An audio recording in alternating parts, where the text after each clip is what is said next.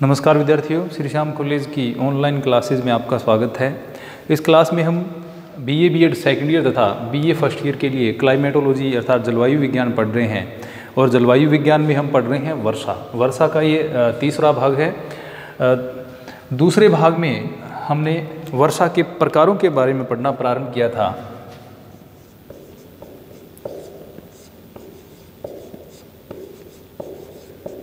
वर्षा के प्रकार, types of rainfall. अब वर्षा में पहला प्रकार हमने पढ़ा था संवहनीय वर्षा।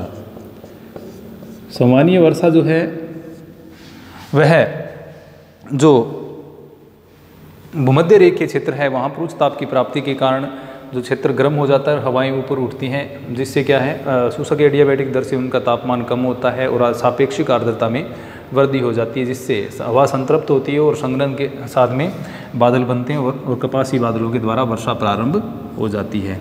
दूसरा प्रकार हमने पढ़ा था पर्वतीय वर्षा, यानी पहली कन्वेक्शनल रेन और दूसरा है ओरोग्राफिक रेनफॉल। पर्वतीय वर्षा के बारे में हम पढ़ रहे थे। पर्वतीय वर्षा जो है उसमें हमने पढ़ा था कि जब वायु जो आर्द्र उष्ण आर्द्र जो वायु होती है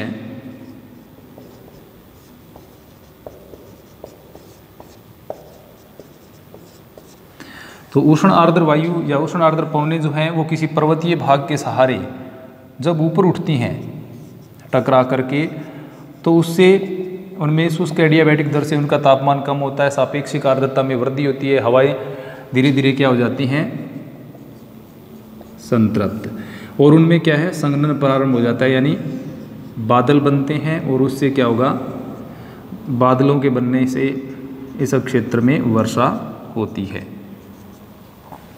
तो इस प्रकार ये अवरोधक के रूप में पर्वत यहाँ पर काम कर रहा है।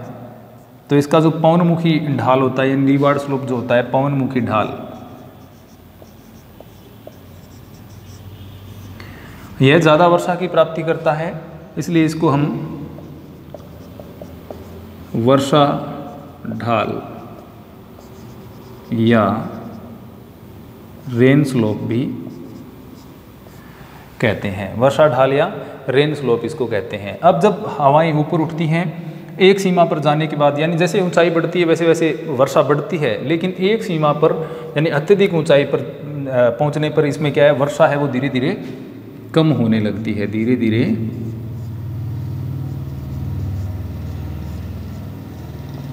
कम। अब यह कैसी स्थिति है, यानी जैसे पहले हम ऊंचाई पर जा रहे थे तो वर्षा का जो प्रकृति है वो कैसी थी कि वर्षा बढ़ रही थी, यानी वर्षा की मात्रा है वो बढ़ती जा रही थी। लेकिन जैसे हम ऊंचाई पर पहुंचे एक ऐसी सीमा आ गई, उसके बाद क्या वर्षा कम होनी प्रारंभ हो जाएगी।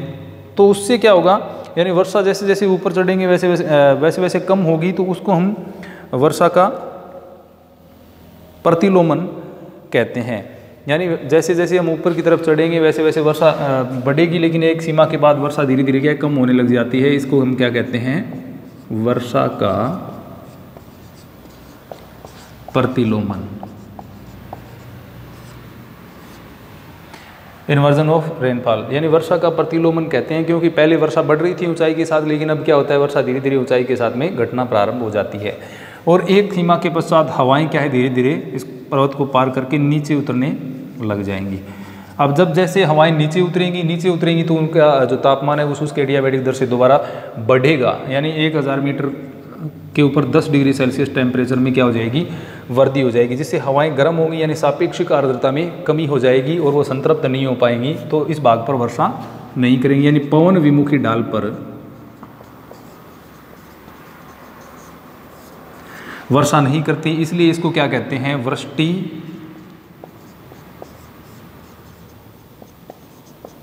छाया प्रदेश, यानी इसको रेन शेडो रीजन कहा जाता है, वृष्टि छाया प्रदेश इस प्रदेश को कहा जाता है। तो ये पर्वतीय वर्षा होगी और इसकी प्रकृति होगी। इस प्रकार जो पर्वतीय वर्षा है वह जो पर्वत के साथ में टकराने से हवाओं के ऊपर उठने से होती है। इसके लिए कुछ आदर्श दशाएं होती हैं, यानी पर्वतीय वर्षा किस प्रकार से होती है उसके लिए आदर्श दशाएं जो होती हैं वो आवश्यक हैं। यदि ये आदर्श दशाएं नहीं होंगी तो पर्वतीय भाग होने पर भी पवनें क्या है, वर्षा नहीं कर पाएंगी। तो पर्वतीय वर्षा की आदर्श दशाएं या आवश्यक दशाएं भी इसको हम कह सकते हैं।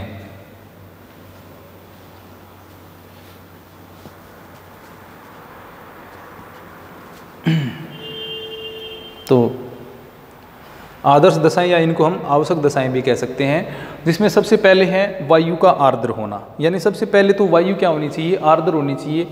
नंबर 1, वायु का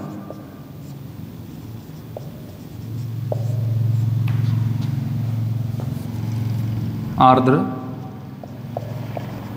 होना, ये पहली आवश्यक दशा है।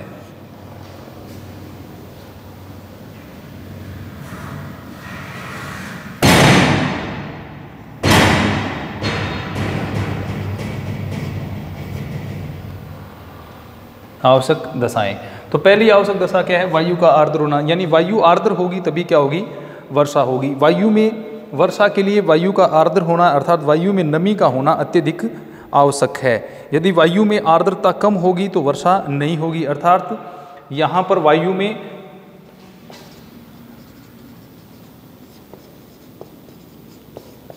उच्च आर्द्रता होनी चाहिए। इसी कारण क्या होगी, जब वायु ऊपर उठेगी तो ऊपर उठ करके उसमें टेम्परेचर कम होने से सापेक्षिक आर्द्रता में वृद्धि होगी, उसका आर्द्रता सामर्थ्य घट जाएगा।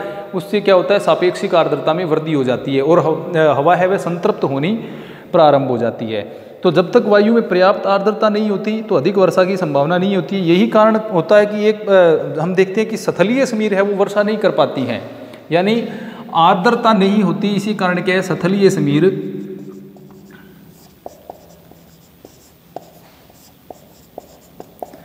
वर्षा नहीं करती क्योंकि उसमें आर्द्रता नहीं होती। अब जलीय वर्षा जो जलीय समीर जो होती है उसमें क्या होती है, आर्द्रता, यानी जलीय भागों से जो पवनें आती हैं उनमें आर्द्रता पाई जाती है। आर्द्रता होगी तो वो क्या करेंगी, पर्वतों के साथ टकराएंगी, ऊपर उठेंगी, उनका आर्द्रता सामर्थ्य घटेगा और सापेक्षिक आर्द्रता है वो बढ़ेगी यानी हवाएं क्या हो जाएंगी, संतृप्त हो जाएंगी। संतृप्त होंगी तो वो क्या होगी, संघनन की प्रक्रिया प्रारंभ होगी और उससे वर्षा होगी। तो पहला कारक इसके लिए क्या आवश्यक है कि वायु है वो आर्द्र होनी चाहिए, यानी वायु में पर्याप्त नमी की मात्रा होनी चाहिए जिससे वर्षा हो। कम नमी होगी तो वर्षा अगर होगी तो भी उसकी मात्रा है वो बहुत ही कम होगी। तो उच्च आर्द्रता होगी तो वर्षा भी अच्छी होगी। तो पहला कारक क्या है, उच्च आर्द्रता का होना। उसके बाद हम दूसरी देखते हैं, पर्वतों की स्थिति बहुत ही महत्वपूर्ण होती है कि पर्वत की स्थिति किस प्रकार से है।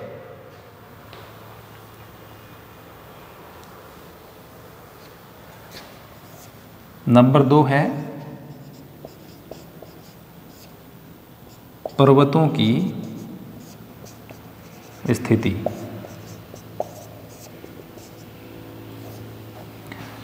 यानी जो हवाएं चल रही हैं उसके किस दिशा में पर्वत स्थित है, यानी उष्ण आर्द्र वायु है उसके मार्ग में पर्वतों की स्थिति कैसी है। जैसी पर्वतों की स्थिति होगी वैसे ही, यानी पर्वतों की स्थिति के ऊपर भी वर्षा की मात्रा और वर्षा का होना या न होना निर्भर करता है। यानी उष्ण आर्द्र हवाओं के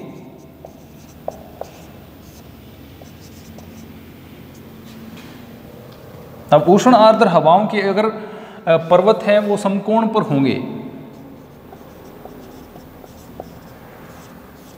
समकोण पर होंगे तो वर्षा क्या होगी, समकोण पर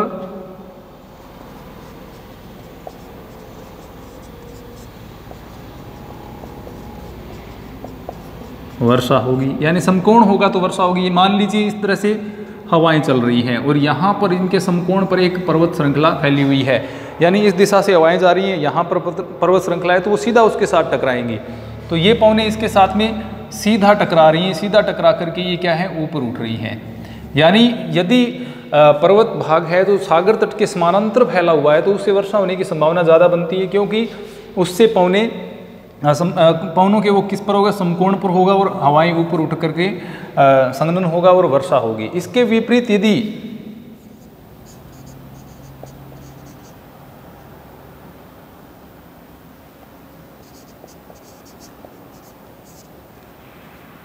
समांतर होगा तो वर्षा नहीं होगी, समांतर होने पर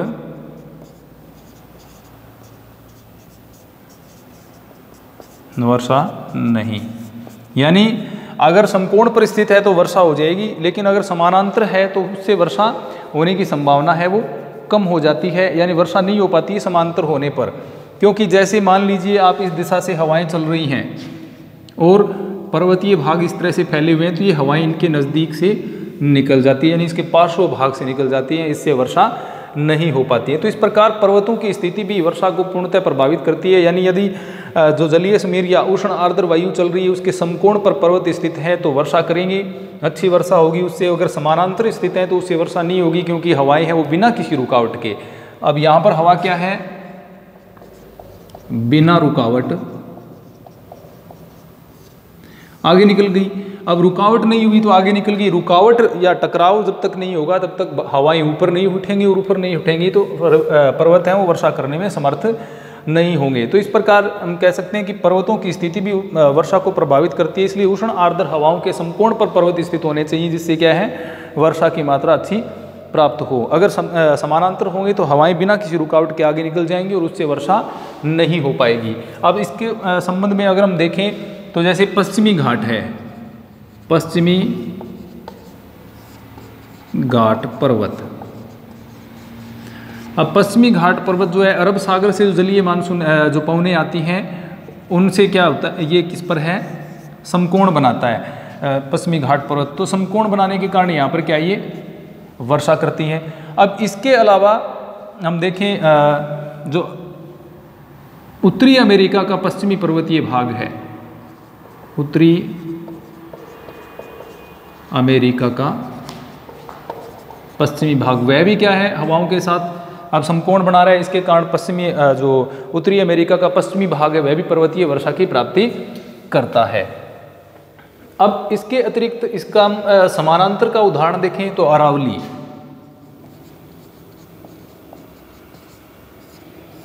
अरावली है वो दक्षिण पश्चिम से उत्तर पूर्व की ओर इस तरह से फैली हुई है। अब यहाँ से जो अरब सागरीय मानसूनी पवनें आती हैं वो इसके समानांतर हो जाती हैं, रुकावट पैदा नहीं कर पाता। इसलिए राजस्थान में ये विशेषतः उत्तरी जो पश्चिमी राजस्थान है, उत्तरी राजस्थान है, वो वर्षा उससे प्राप्त नहीं कर पाता।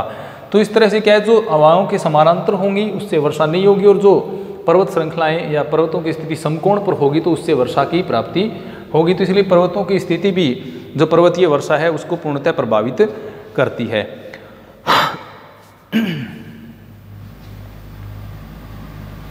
इसके अतिरिक्त पर्वतों की सागर से दूरी भी वर्षा को प्रभावित करती है।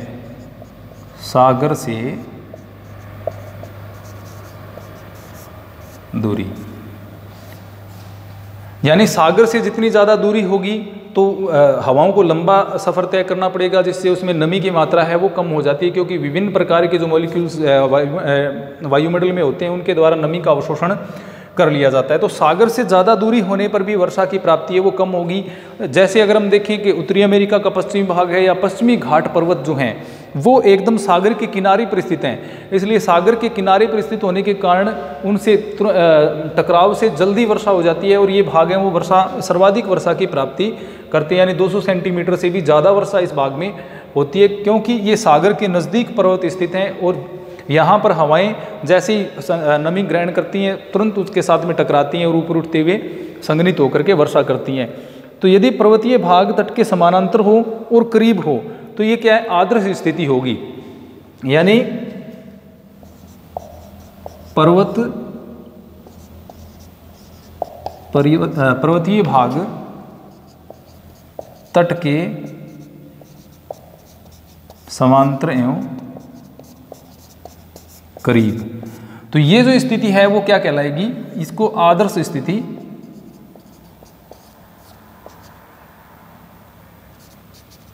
कहते हैं। ये क्या कहलाती है, आदर्श स्थिति कहलाती है। आदर्श स्थिति क्यों कहलाती है, क्योंकि यह पर्वतीय भाग के एकदम नज़दीक स्थित है। इसके कारण क्या है, यहाँ पर जो पश्चिमी घाट पर्वत है, जैसे उत्तरी अमेरिका का पश्चिमी तटीय प्रशांत महासागर के जो तटीय समानांतर पहाड़ियाँ जो फैली हुई हैं, यानी उत्तरी अमेरिका का जो पश्चिमी तट है वो प्रशांत महासागर के समानांतर फैला हुआ है, समानांतर वहाँ पर पहाड़ियाँ फैली हुई। उसी प्रकार जो दक्षिणी भारत के पश्चिमी घाट की बात करें तो वहाँ भी समानांतर फैली हुई हैं। तट के, इसलिए क्या हवाएं हैं वो आकर के टकराती हैं। दूसरा, नज़दीक स्थित हैं। इसके विपरीत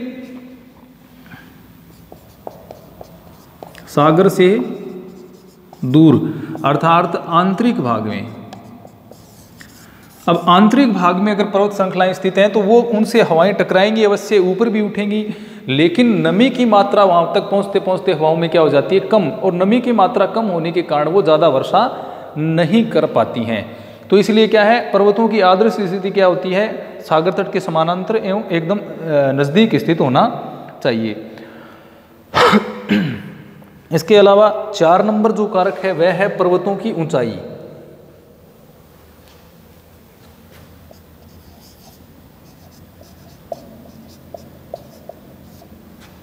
पर्वतों की ऊंचाई, पर्वत की ऊंचाई भी जो वर्षा है यानी पर्वतीय वर्षा है उसको प्रभावित करती है, क्योंकि अधिक ऊंचाई पर होगी तो हवाएं ज़्यादा ऊपर उठेंगी और उससे क्या होगा, संघनन की क्रिया है वो ज़्यादा होगी और वर्षा की प्राप्ति भी अच्छी होगी। इसके विपरीत अगर ऊंचाई कम है तो उससे हवाएं ऊपर उठकर संघनित नहीं हो पाएंगी, क्योंकि तापमान उतना कम नहीं हो पाता कि हवाएं संतृप्त हो जाएं। तो इसमें 2 स्थितियाँ हो सकती हैं। अगर नज़दीक स्थित हैं यानी तटीय भाग में,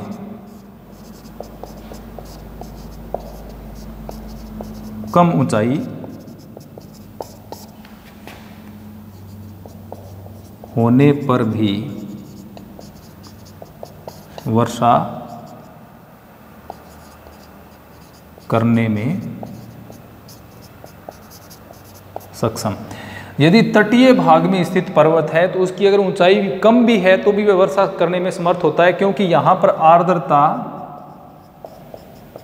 अधिक होती है, यानी जलवाष्प की मात्रा जो है या आर्द्रता की जो मात्रा है वायु में वो ज़्यादा होती है, इसमें सापेक्षिक आर्द्रता भी ज़्यादा होती है। तो इसके कारण क्या होता है, तटीय भाग में अगर कम ऊंचाई पर भी पर्वत हैं, कम ऊंचाई के पर्वत भी हैं, तो भी क्या है उसके ऊपर साथ में हवाएं जब टकराएंगी तो ऊपर उठने पर इतना तापमान कम हो जाता है कि वो क्या है संतृप्त हो जाएं, क्योंकि यहाँ पर आर्द्रता की मात्रा ज़्यादा पाई जाती है। इसके कारण जो हवाएं हैं वो जल्दी संतृप्त हो जाती हैं और संघनन की क्रिया प्रारंभ हो जाती है। इसके विपरीत अगर हम देखें आंतरिक भाग में,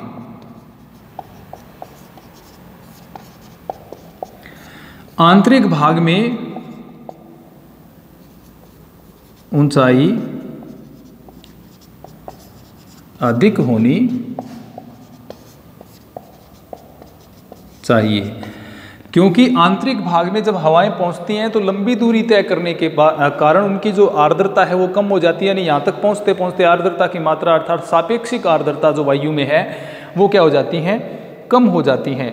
इसी कारण क्या है, जो ऊंचाई है वो ज़्यादा होनी चाहिए, क्योंकि कम ऊंचाई पर हवाएं हैं वो संघनित नहीं हो पाएंगी, क्योंकि संतृप्त नहीं होंगी, और संतृप्त जब तक हवाएं नहीं होती संघनन प्रारंभ नहीं हो पाता है, तो हवाएं यहाँ पर संतृप्त नहीं हो पाएंगी कम ऊंचाई के ऊपर। इसलिए आंतरिक भाग में पर्वतों की ऊंचाई है वो अधिक होनी चाहिए और किनारे वाले भाग में कम ऊंचाई के साथ भी ये वर्षा कर सकते हैं। तो इस प्रकार सबसे पहला जो कारक है वो है वायु का आर्द्र होना, यानी वायु उष्ण एवं आर्द्र होनी जरूरी है, क्योंकि हवा गर्म होगी तो उसके साथ उसकी आर्द्रता ग्रहण करने की क्षमता भी ज़्यादा होगी। तो आर्द्र और उष्ण वायु होनी जरूरी है। पर्वतों की स्थिति भी निर्भर करती है, समकोण पर है या समानांतर स्थित हैं इसके अलावा सागर से दूरी, अगर नज़दीक और समानांतर स्थित हैं तो ज़्यादा वर्षा करने में सक्षम होंगे, दूर हैं तो वर्षा है वो नमी की मात्रा कम होने से कम होती है। पर्वतों की ऊंचाई, तटीय भाग में पर्वतों की ऊंचाई कम होने के बावजूद भी वर्षा करने में समर्थ होते हैं, क्योंकि वहाँ पर आर्द्रता की मात्रा है वायु में ज़्यादा पाई जाती है। इसके विपरीत आंतरिक भाग में पर्वतों की ऊंचाई ज़्यादा होनी चाहिए, क्योंकि वहाँ तक पहुँचते पहुँचते हवाओं की जो नमी है वो कम हो जाती है, इसलिए उनको संतृप्त होने के लिए और कम तापमान की आवश्यकता होती है। यानी तापमान काफ़ी नीचा जब जाएगा तो वो संतृप्त होंगी, उससे क्या है पर्वतों की ऊंचाई ज़्यादा होनी चाहिए। तो ये हैं जो कारक पर्वतीय वर्षा को प्रभावित करते हैं। अब जैसे हमने देखा कि पर्वतीय जो वर्षा है वह जो तटीय भाग के समानांतर और नज़दीक जो भाग पाए जाते हैं उनमें ज़्यादा वर्षा करती हैं। जैसे हमने देखा कि पश्चिमी घाट पर्वत है या पश्चिमी जो उत्तरी अमेरिका का पश्चिमी भाग है वहाँ पर वर्षा 200 सेंटीमीटर के आसपास होती है। 200 सेंटीमीटर के आसपास वर्षा यानी अच्छी वर्षा वहाँ पर होती है, क्योंकि वहाँ पर जो पहाड़ियाँ हैं वो तट के समानांतर हवा के समकोण पर हैं, इसके कारण और तट के करीब हैं, इसलिए क्या है वहाँ पर ज़्यादा वर्षा की प्राप्ति होती है। अब जैसे कुछ एक भागों में पर्वतों की सामान्य ऊंचाई है और वो तट से दूर स्थित हैं, तो वहाँ पर पर्वतीय वर्षा है वो नहीं हो पाती है। इसके अलावा हमने देखा कि जहाँ पर वर्षा है ऊंचाई के साथ बढ़ती है, लेकिन जहाँ पर वर्षा ऊंचाई के साथ कम होने लग जाती है उसको वर्षा का प्रतिलोमन कहते हैं। जिस वर्षा रेखा पर यह है, यानी जिस स्थान या ऊंचाई पर वर्षा का घटने लगती है उसको क्या कहते हैं? सर्वोच्च वर्षा रेखा। उसको क्या कहा जाता है? सर्वोच्च वर्षा रेखा कहा जाता है। और घटने को क्या कहा जाता है? वर्षा का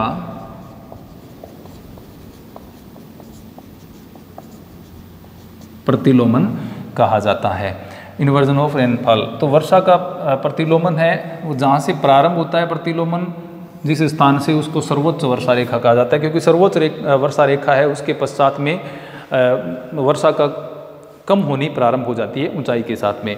तो यह अलग अलग भागों में अलग अलग देखने को मिलती है। जैसे जो भूमध्य रेखीय भाग है वहाँ पर लगभग ये 7000 मीटर की ऊंचाई पर है। इसके अलावा जो मध्य या आंतरिक भागों में जो पर्वतीय क्षेत्र हैं जैसे हिमालय है, तो वहाँ पर ये 4000 मीटर पर भी कम होने लग जाती है। तो इस प्रकार अलग अलग भागों में अलग अलग अक्षांशों में जो सर्वोच्च वर्षा रेखा है उसकी ऊंचाई है वो अलग अलग देखने को मिलती है। तो ये था पर्वतीय वर्षा। अब हम देखते हैं चक्रवातीय वर्षा।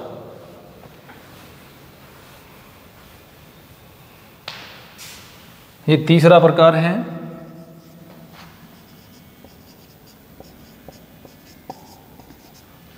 चक्रवातीय वर्षा।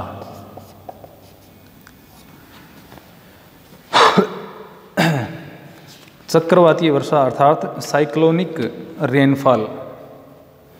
चक्रवातीय वर्षा में दो विशेषता क्या होता है? दो विपरीत स्वभाव वाली या विपरीत तापमान वाली जो वायु राशियां हैं उनके आपस में मिलने से, यानी विपरीत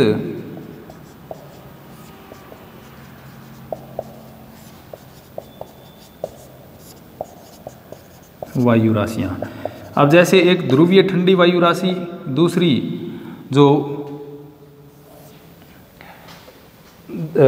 मध्य अक्षांशों से ऊपर की तरफ यानी उष्ण वायु राशि जो जाती है, उनके यानी दो विपरीत स्वभाव वाली जो वायु राशियां हैं वो आपस में मिलती हैं। तो यहाँ पर एक तो जैसे ठंडी हवा है, दूसरी हल्की गर्म जो पछुआ हवाएं होती हैं, उनके मिलने से जो शीतोष्ण कटिबंध हैं उनमें ज़्यादा ये स्थितियाँ बनती है। एक तो ठंडी ध्रुवीय वायु राशि मिलती है, दूसरी वहाँ से पछुआ पवनें, तो ये गर्म होंगी और ये कैसी होंगी? ठंडी। तो इस प्रकार की जो वायु राशियाँ आपस में मिलती हैं तो इससे क्या बनते हैं? वाताग्र।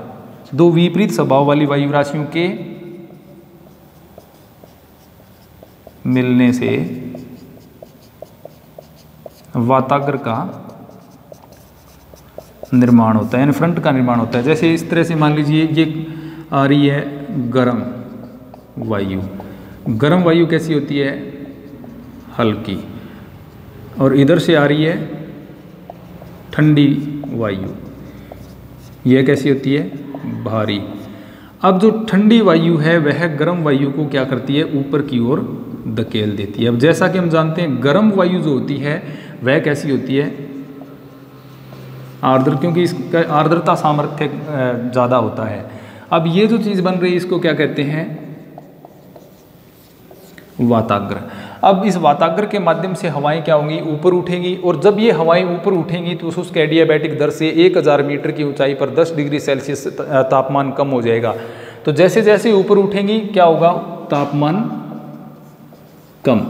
तापमान कम होगा तो सापेक्षिक आर्द्रता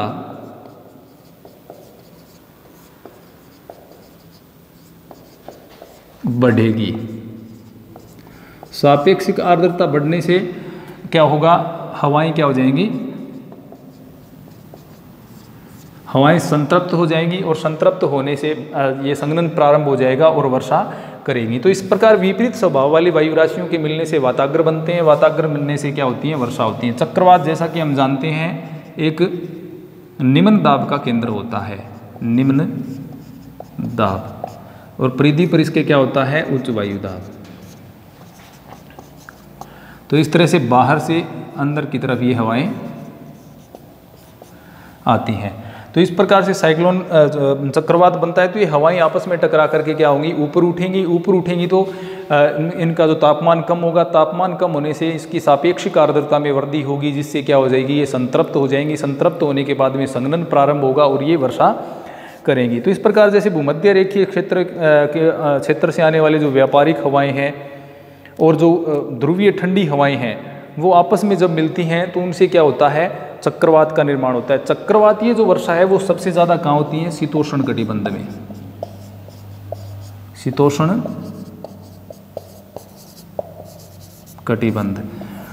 कटिबंध में चक्रवातीय वर्षा सबसे ज़्यादा होती है। इसके अलावा ये उत्तरी भारत में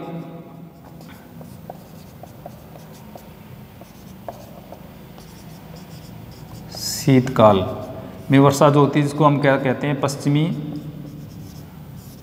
विक्षोभ। तो पश्चिमी विक्षोभ से जो वर्षा होती है वो भी कौन सी वर्षा होती है, चक्रवातीय वर्षा होती है। अब चक्रवात का क्षेत्र जो कई बार क्या होता है, इसमें संघनन धीरे धीरे होता है और वर्षा प्रारंभ हो जाती है। कई बार तीव्र गति से क्या होता है, तीव्र गति से संघनन होता है और वर्षा प्रारंभ हो जाती है, जिसमें बादलों की गर्ज और बिजली के चमक के साथ में क्या है, मूसलाधार वर्षा होने लग जाती है। कई बार मेघाच्छादित आकाश लंबे समय तक बना रहता है, जिससे क्या है, चक्रवातीय वर्षा है वो लंबे समय तक होती रहती है, यानी 2, 3, 4, 5 दिन तक भी चक्रवातीय वर्षा है वो होती रहती है। शीतोष्ण कटिबंधों में ये वर्षा ज़्यादा होती है। इसके अलावा अनवर्ती भाग जो उसमें गर्मियों में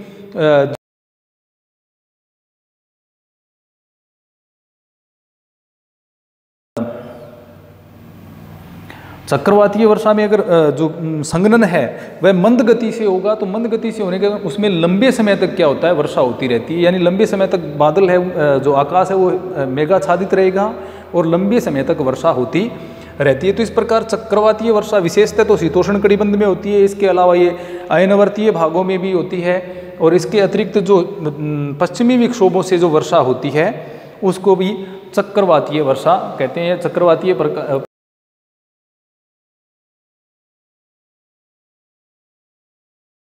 के बारे में हम अधिक इसके अलावा जो एक अलग से हम चक्रवातों के बारे में विस्तार से भी पढ़ेंगे। तो ये थी वर्षा के प्रकार। अगले अध्याय में वर्षा के वितरण के बारे में पढ़ेंगे। धन्यवाद।